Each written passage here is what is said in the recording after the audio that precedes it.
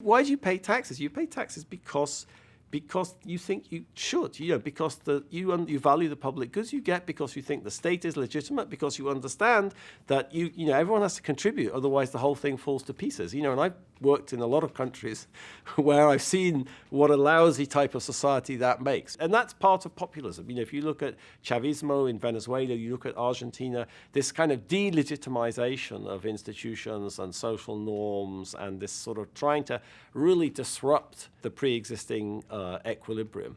I'm James Robinson. I'm the Reverend Dr. Richard L. Pearson professor. I'm also a university professor at the University of Chicago, and I'm the faculty director of the Pearson Institute for the Study and Resolution of Global Conflict at the University of Chicago, Harris School for Public Policy. The difference between Guatemala or Colombia or the United States or Canada is not some sort of fundamental structural difference in terms of geography or ecology or something like that. It's just that historically those societies got organized in different ways, and that led to these enormous divergence over time. I think when you talk about economic growth, economic development, you think a lot about economic institutions, something like property rights. They create incentives and opportunities in the economic sphere, and that's very important.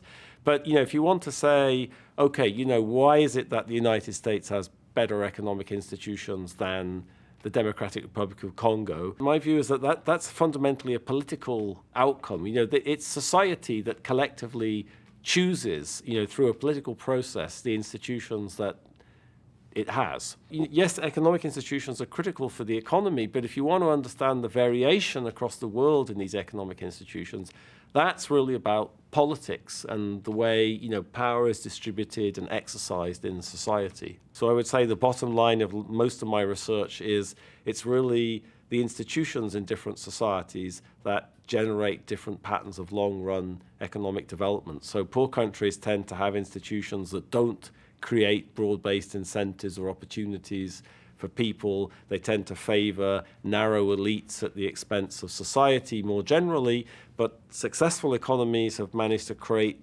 sets of economic institutions, rules, which create broad-based opportunities and incentives. In our book, Why Nations Fail, we tried to come up with a simple way of thinking about what kind of political institutions are associated with economic success and what types of political institutions are associated with economic failure. We sort of emphasize two dimensions. One is the distribution of power in society, whether political power is very narrowly concentrated in the hands of some elite or much more broadly spread.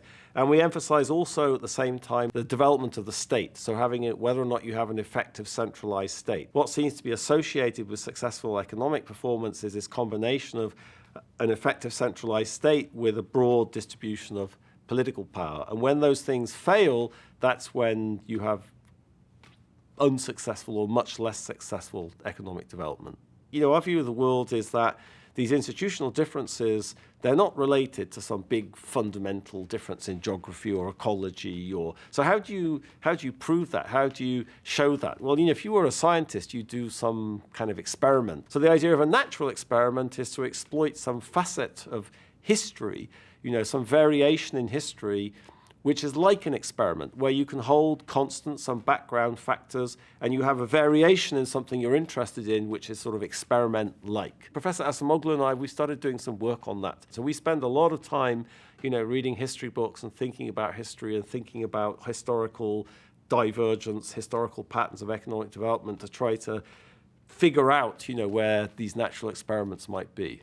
What we find is that, on average, democracy is good for economic growth, and it's good for public good provision, it's good for education and all sorts of things. It doesn't seem to have much impact on inequality. That being said, that's on average. Why would you think intuitively that democracy could be good for economic growth? Well, I tend to think that what the state should be in the business of doing is providing public goods that people on their own can't really provide. And I think when you spread power in society, then you're kind of empowering people who have an interest in public good provision. Narrow elites don't have interest in public good provision. Rich people self-provide, public goods. They self-provide security, they self-provide education. What do they need? Well, they need good monetary policy. You can't self-provide a stable currency. So then they make sure the central bank works well. But everything else, they can sort of self-provide. So that leaves, massive failures of public goods in lots of the societies, in infrastructure, education more broadly, etc. So the intuition that democracy should be good for